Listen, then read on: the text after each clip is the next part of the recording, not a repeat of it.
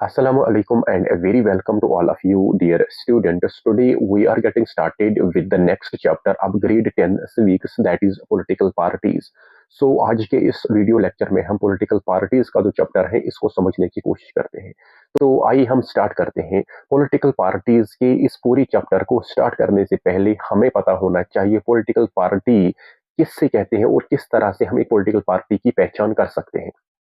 सबसे पहले हमें पता होना चाहिए पॉलिटिकल पार्टीज ये एक कलेक्टिव ग्रुप होता है उन इंडिविजुअल्स का जो चाहते हैं इलेक्शंस में कॉन्टेस्ट करना, और इलेक्शंस में कॉन्टेस्ट करने के बाद इनके पास जो पावर आता है वो कहलाता है पॉलिटिकल पावर। जब ये गवर्नमेंट बनाते हैं तो इनके पास पॉलिटिकल पावर आता है। और सबसे अहम इसमें हमने याद रखना है, एक पॉलिटिकल पार्टी के तीन कंपोनेंट्स होते हैं।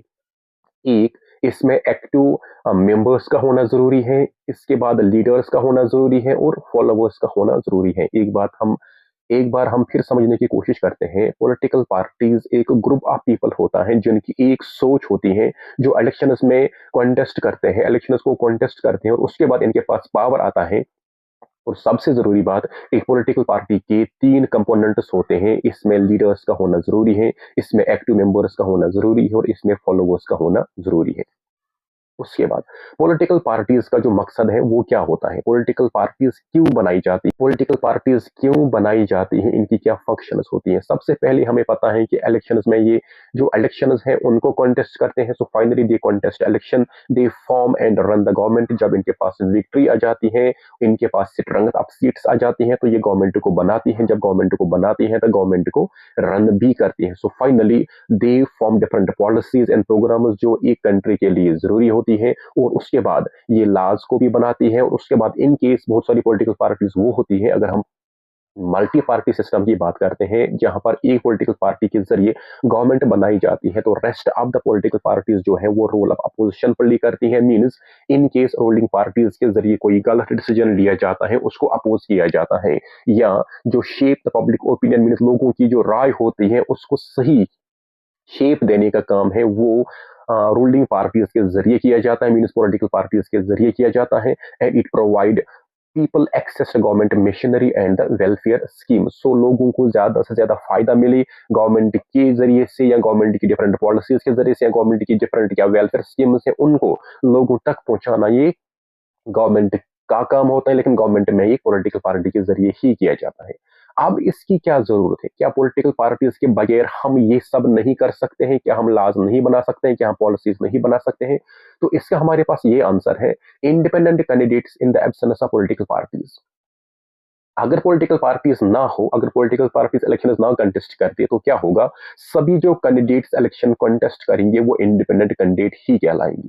जब वो इंडिपेंडेंट कैंडिडेट कहलाएंगे, no laws for the national policy, तो एक कैंडिडेट ज्यादा से ज्यादा तरजीह देगा अपनी कॉन्स्टिट्यूंसी की बेहतरी के लिए। तो नेशनल पॉलिसी के लिए कोई भी कैंडिडेट ज्यादा तरजीह नहीं देगा। So forms the essence of the representative democracy. तो इसलिए जरूरी बनता है कि जो एक डेमोक्रेसी हमारी है, हम है इनडायरेक्ट डेमोक्रेसी, और इस इनडायरेक्ट डेमोक्रेसी का नाम दूसरा है रिप्रेजेंटेटिव डेमोक्रेसी। रिप्रेजेंटेटिव डेमोक्रेसी का मतलब ये हुआ कि हम अपने रिप्रेजेंटेटिव्स को इलेक्ट करते हैं, उसके बाद हम उन्हें एथोराइज करते हैं कि वो गवर्नमेंट को बनाते हैं या वो लॉज को बनाते हैं ऑन बिहाफ ऑफ अस। इसलिए पॉलिटिकल पार्टीज का होना जरूरी है। उसके बाद large scale societies need a group of people to represent opinion. तो इसलिए अगर हमारी कंट्री की बात करते हैं इंडिया की, तो हमारी कंट्री डाइवर्स कंट्री है। तो इस डाइवर्स पॉइंट ऑफ व्यू को रिप्रेजेंट करने के लिए हमारे पास एक पॉलिटिकल पार्टी का होना जरूरी है, या एक ग्रुप ऑफ पॉलिटिकल पार्टीज का होना जरूरी है, जो हमारी ओपिनियंस की बिना पर पब्लिक पॉलिसीज को शेप दे, नेशनल प्राइड के लिए काम करे, या हमारे लिए डिफरेंट वेलफेयर स्कीम्स को ज्यादा से ज्यादा इंप्लीमेंट। तो सीधी लैंग्वेज में हमने याद रखना है कि पॉलिटिकल पार्टीज एक वो ग्रुप ऑफ पीपल होता है जो इलेक्शन में पार्टिसिपेट करते हैं, और उसके बाद इनके पास पावर जब आता है तो ये गवर्नमेंट को बनाते हैं। सबसे जरूरी है पॉलिटिकल पार्टीज में तीन कंपोनेंट्स का होना जरूरी है, लीडर्स का, एक्टिव मेंबर्स का और फॉलोवर्स का। पॉलिटिकल पार्टीज की फंक्शंस क्या होती हैं, ये इलेक्शंस को कॉन्टेस्ट करती हैं, गवर्नमेंट को बनाती हैं, लोगों के लिए डिफरेंट पॉलिसीज को लाती हैं, लोगों के लिए लॉज बनाती हैं। In case political party government नहीं बना सकती है तो वो रोल ऑफ अपोजिशन प्ले करती हैं, पब्लिक ओपिनियन को शेप दी जाती है, और साथ ही साथ डिफरेंट तरह की जो गवर्नमेंट मिशनरी है, डिफरेंट तरह की जो गवर्नमेंट की डिफरेंट तरह की जो वेलफेयर स्कीम्स है, पॉलिसीज, उनको लोगों तक पहुंचाया जाता है। तो क्या पॉलिटिकल पार्टीज के बगैर ये नहीं किया जा सकता है? तो यहाँ पर आप याद रखोगे, इन केस हमारे पास पॉलिटिकल पार्टीज ना हो तो सभी तरह के कैंडिडेट इंडिपेंडेंट ही कहलाएंगे, और यहाँ पर हर एक अपनी कॉन्स्टिट्यूंसी के लिए ही काम करेगा। नेशनल पॉलिसी की तरह कोई भी नेशनल पॉलिसी की तरफ कोई ध्यान नहीं दिया जाएगा। तो इसलिए जरूरी बनता है कि हमारे पास रिप्रेजेंटेटिव डेमोक्रेसी का होना जरूरी है, ताकि हमारी जो कंट्री है वो एक डाइवर्स कंट्री है। तो इस डाइवर्स कंट्री को, डाइवर्स पॉइंट ऑफ व्यू को रिप्रेजेंट करने के लिए हमारे पास एक ग्रुप ऑफ पीपल होना चाहिए जो कि पॉलिटिकल पार्टीज के नाम से जानी जाती हैं, ताकि वो हमारी पॉइंट ऑफ व्यू को, हमारी ओपिनियन को एक शेप दे। एक और क्वेश्चन अराइज होता है, how many parties should we have? कितनी तरह की पार्टीज हमारे पास होनी चाहिए और कौन सी बेस्ट है? तो अब यहाँ पर है, this depends upon the nature of the society and its social regional divisions, history या politics and system of election. तो हमारे पास डिफरेंट तरह की पार्टी सिस्टम है। हमारे पास मोस्टली 3 तरह के पार्टी सिस्टम है, 3 तरह के पार्टी सिस्टम है। लेकिन एक कंट्री का जो सोशल नेचर होगा, जो डाइवर्सिटी जो होगी, जो रीजनल डिविजन्स होंगे या इसकी जो हिस्ट्री होगी, उस पर ही तय करता है कि एक कंट्री में किस तरह का पॉलिटिकल पार्टीज का होना जरूरी है। तो यहां पर हम समझ रहे हैं कि सबसे पहले हमारे पास है वन पार्टी सिस्टम। तो वन पार्टी सिस्टम एक आम भाषा में आप याद रखोगे, जब एक सिंगल पार्टी ही कॉन्स्टिट्यूशन के जरिए अलाउ की जाएगी इलेक्शन को कॉन्टेस्ट करने के लिए, तो such a situation is called one party system. इसमें सिर्फ एक पॉलिटिकल पार्टी ही एग्जिस्ट करती है, दूसरी पॉलिटिकल पार्टी इसमें इलेक्शन में कॉन्टेस्ट नहीं कर पाती हैं। तो such a system exists in China. तो यहाँ पर आप याद रखोगे कि वन पार्टी सिस्टम एक वो सिस्टम होता है जहां पर एक कंट्री में सिर्फ एक पॉलिटिकल पार्टी ही एग्जिस्ट करती है, लेकिन ये डेमोक्रेटिक ऑप्शन नहीं कहलाया जाता, क्योंकि डेमोक्रेसी में लोगों के पास मल्टीपल ऑप्शन होनी चाहिए। यहाँ पर लोगों के पास डिफरेंट ऑप्शन नहीं है रिप्रेजेंटेटिव्स को चूज करने का। तो ये तो सिस्टम है, ये एग्जिस्ट करता है चाइना में। उसके बाद हमारे पास जो दूसरा सिस्टम है, यह है two party system. Two party system को हम दूसरा नाम जो है वो बाई पार्टी सिस्टम के नाम से भी जानते हैं। तो जब पॉलिटिकल पावर या जब कॉन्स्टिट्यूशन के जरिए 2 पार्टीज को अलाउ किया जाएगा इलेक्शंस में कॉन्टेस्ट करने के लिए, such a system is called two party system. यहाँ पर एक पॉलिटिकल पार्टी अपोजिशन का रोल प्ले करती है, एक पॉलिटिकल पार्टी रूलिंग गवर्नमेंट का रोल प्ले करती है। तो ये सिचुएशन जो है वो एग्जिस्ट करती हैं यूएसए और यूके में। और उसके बाद हमारे पास जो third system of party system है वो हमारे पास है multi party system. Multi party system just like India, जहां पर 2 से ज्यादा पॉलिटिकल पार्टीज कॉन्स्टिट्यूशन के जरिए अलाउ की जाएगी इलेक्शंस में पार्टिसिपेट करने के लिए, तो उसको हम नाम देते हैं multi party system. Multi party system से ही नाम है, मल्टी मीन्स बहुत सारी पॉलिटिकल पार्टीज का एग्जिस्ट होना।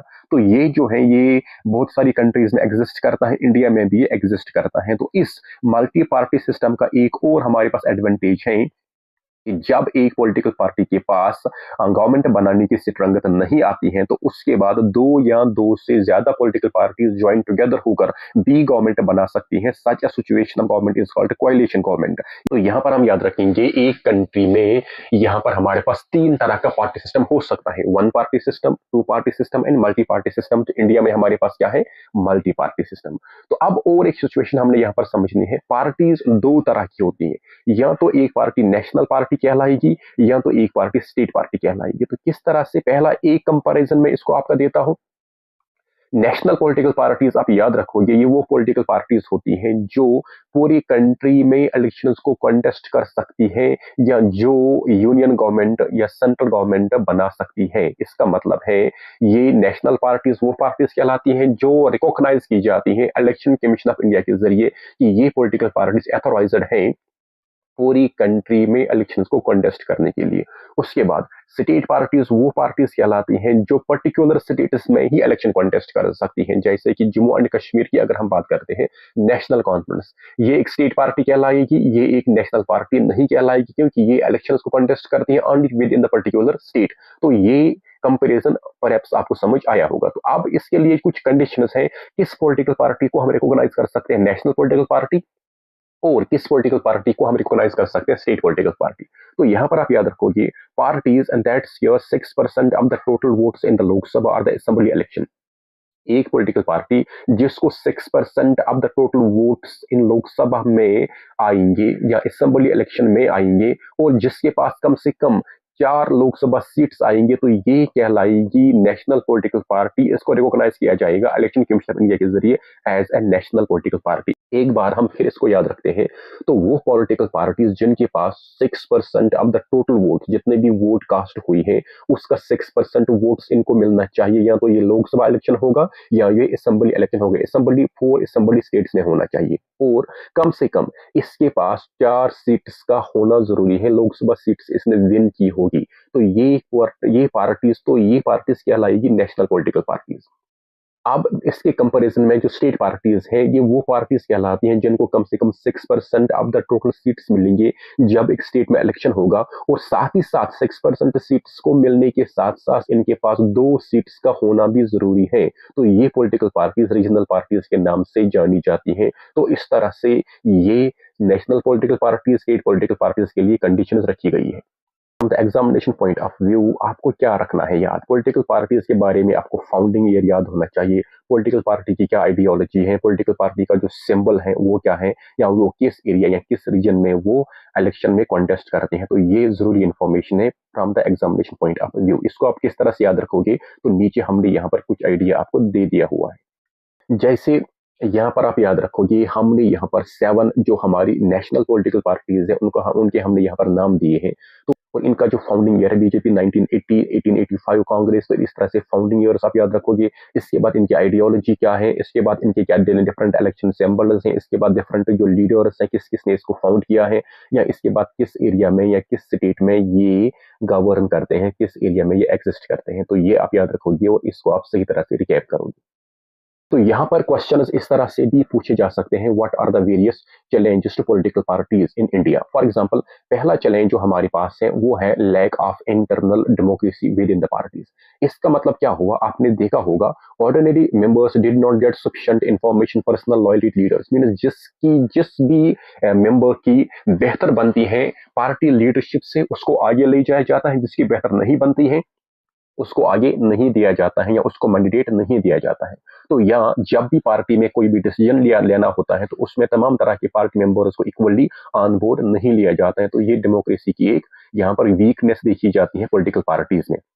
दूसरा चैलेंज जो हमारे पास है, चैलेंज ऑफ डायनास्टिक सक्सेशन। इसका मतलब ये हुआ कि मोस्टली हमने देखा है कि पॉलिटिकल पार्टीज में टॉप पोजिशन पर सिर्फ फैमिली मेंबर्स को ही पहुंचाया जाता है, या जो जिनके पास पावर होता है, जिनके पास प्रेस्टेज होता है, स्ट्रेंथ होता है, उनके पास ही पार्टी की जो हाईएस्ट लीडरशिप है वो दी जाती है। इसके बाद है the growing role of money and the muscle power in parties especially during the elections. तो ड्यूरिंग द इलेक्शन जब मैंडेट देने होते हैं तो उस वक्त कोशिश की जाती है कि जो कैंडिडेट ज्यादा फंडिंग दे सकता है, जिसके जरिए ज्यादा फंडिंग हो सकती है, उसको ही मैंडेट दिया जाता है, या जो इलेक्शन में ज्यादा से ज्यादा बेहतर कैंपेन कर सकता है, ज्यादा इन्वेस्टमेंट कर सकता है, उसको ही मैंडेट दिया जाता है, या on the base of merit candidate को मैंडेट नहीं दिया जाता है। और एक बात है, often parties do not seem to offer a meaningful choice to voters. इसका मतलब क्या हुआ कि बहुत सारी पॉलिटिकल पार्टीज हमारे पास एग्जिस्ट करती हैं लेकिन इनके पास डिफरेंसेस ऑफ आइडियोलॉजी नहीं होती हैं। जस्ट लाइक हर एक पॉलिटिकल पार्टी कहती है कि we will remove the poverty, हर एक पॉलिटिकल पार्टी कहते हैं कि हम अनएम्प्लॉयमेंट को खत्म करेंगे। इसका मतलब है कि तमाम तरह की जो पॉलिटिकल पार्टीज है लगभग हर एक की जो आइडियोलॉजी है वो सेम है, और वोटर्स के लिए ये जज कर पाना कि कौन सी पॉलिटिकल पार्टी बेहतर है, किस कैंडिडेट को वोट कास्ट किया जाए, तो ये बहुत मुश्किल हो जाता है। तो ये कुछ चैलेंजेस हैं जो पॉलिटिकल पार्टीज फेस करती है। उसके बाद हमारे पास एक और क्वेश्चन आ सकता है, how can political parties B reformed. किस तरह से हम बेहतरी ला सकते हैं पॉलिटिकल पार्टीज में, इन तरह की तमाम तरह की जो कोताहियां हैं इनको किस तरह से दूर किया जा सकता है। तो यहाँ पर आप याद रखोगे स्टेप्स टेकन, कौन कौन से स्टेप्स पहले उठाई गई है। पहला हमारे पास है ban on defection of MPs and MLAs. इसका मतलब क्या हुआ, इसका मतलब ये हुआ कि जब इलेक्शंस होते थे उसके बाद जब गवर्नमेंट बनाने की बारी आती थी, जब किसी पॉलिटिकल पार्टी में कि कुछ मेंबर्स को लगता था कि हमारी पार्टी गवर्नमेंट नहीं बना सकती है तो कोई और पॉलिटिकल पार्टी गवर्नमेंट बना सकती है, और अपनी पर्सनल इंटरेस्ट को सर्व करने के लिए वो अपनी पार्टी छोड़ देते थे और उस पॉलिटिकल पार्टी में घुस जाते थे, तो ये कहलाता था डिफेक्शन। ये एक डिफेक्ट था इंडियन पॉलिटिक्स में, तो इसको बैन किया गया। एक कोशिश ये की गई कि अब कोई भी मेंबर अपनी पॉलिटिकल पार्टी को चेंज नहीं कर सकता इलेक्शन के गेन करने के बाद। अगर वो ऐसा करता है तो उसको डिस्क्वालीफाई किया जाएगा, ये पहला कदम है। तो उसके बाद दूसरा आप याद रखोगे कि अब जो कैंडिडेट इलेक्शन में कॉन्टेस्ट करना चाहते हैं, सुप्रीम कोर्ट के जरिए गाइडलाइन दिया गया कि इनको अपने जो एसेट्स हैं, इनको जो अपने क्रिमिनल रिकॉर्ड्स हैं उसको पब्लिक करना है, उसको डिक्लेयर करना है। तीसरा, election commission of India order mandating parties to conduct organisational elections and file income tax returns. तो तीसरा यहाँ पर जो कदम लिया गया है इलेक्शन कमीशन ऑफ इंडिया के जरिए, इसमें पॉलिटिकल पार्टीज को जो ऑर्गेनाइजेशनल स्ट्रक्चर है उसका इनको यहाँ पर सबमिट करना होता है, और साथ ही साथ जो इनकम टैक्स रिटर्न है उसको भी इनको डिक्लेयर करना होता है। अब हमारे पास कुछ सजेशंस हैं किस तरह से पॉलिटिकल पार्टीज में रिफॉर्मेशन लाई जा सकती हैं। First of all, political parties में हमने अभी यहाँ पर पढ़ा कि इंटरनल डेमोक्रेसी नहीं है, तो यहाँ पर कुछ लॉज को पास करना जरूरी बनता है। हमारी ये राय है कि जिसके जरिए से पॉलिटिकल पार्टीज के जो इंटरनल अफेयर्स हैं उसको सुधारा जा सकता है। साथ ही साथ यहाँ पर कहा जाता है कि 1/3 party tickets to be given to women candidates. तो यहाँ पर जो वुमेन कैंडिडेट्स इनके लिए रिजर्वेशन नहीं है, ऑनली रिजर्वेशन है up to the local self government. तो यहाँ पर कहा जाता है कि कम से कम 1/3 सीट्स जो है वो रिजर्व होनी चाहिए वुमेन कैंडिडेट्स के जरिए। And state funding election, state को चाहिए कि फंडिंग करे इलेक्शन में, हर एक कैंडिडेट को इक्वली फंडिंग होनी चाहिए ताकि तमाम तरह के जो कैंडिडेट है वो इक्वली इलेक्शन में पार्टिसिपेट कर सकें, इलेक्शन में सही तरह से अपना रोल प्ले कर सके। अब इस तरह से हमने याद रखना चाहिए कि जो भी लीगल प्रोविजंस लिए जाते हैं उनका हमने सही तरह से फॉलो करना चाहिए, उनको हमने रेस्पेक्ट करना चाहिए। लोगों की जो पार्टिसिपेशन है उसको बेहतर बनाया जा सकता है। तो इस तरह से हमने किसी हद तक समझ लिया कि पॉलिटिकल पार्टीज का होना जरूरी है। एक मल्टी पार्टी सिस्टम क्या होती है, वन पार्टी सिस्टम क्या होता है, टू पार्टी सिस्टम क्या होता है। तो हमारी कंट्री में जो सिस्टम एग्जिस्ट करता है वो कहलाता है मल्टी पार्टी सिस्टम, जहां पर बहुत सारी पॉलिटिकल पार्टीज इलेक्शन में कॉन्टेस्ट कर सकती हैं, या इन केस पॉलिटिकल पार्टी के पास पावर नहीं आता है गवर्नमेंट बनाने का तो दो या दो से ज्यादा पॉलिटिकल पार्टीज भी एक साथ मिलकर गवर्नमेंट बना सकती हैं। तो such situation is called coalition government. तो इस तरह से यहाँ पर भी लिखा हुआ है कि जो रिफॉर्मेशन चाहते हैं कि उनको चाहिए कि पॉलिटिकल पार्टीज में पार्टिसिपेट करे, इलेक्शन में पार्टिसिपेट करे, ताकि ज्यादा से ज्यादा रिफॉर्मेटिव मेजर्स को उनके जरिए पास किया जा सकता है। तो इस तरह से ये कुछ पॉइंट्स थे जो हमने आपके साथ डिस्कस किए। आगे इंशाल्लाह कोशिश करते हैं और भी जो चैप्टर्स हैं उनको रिवाइज करने की। सो स्टे ब्लेस्ड, फी अमानिल्लाह, थैंक यू।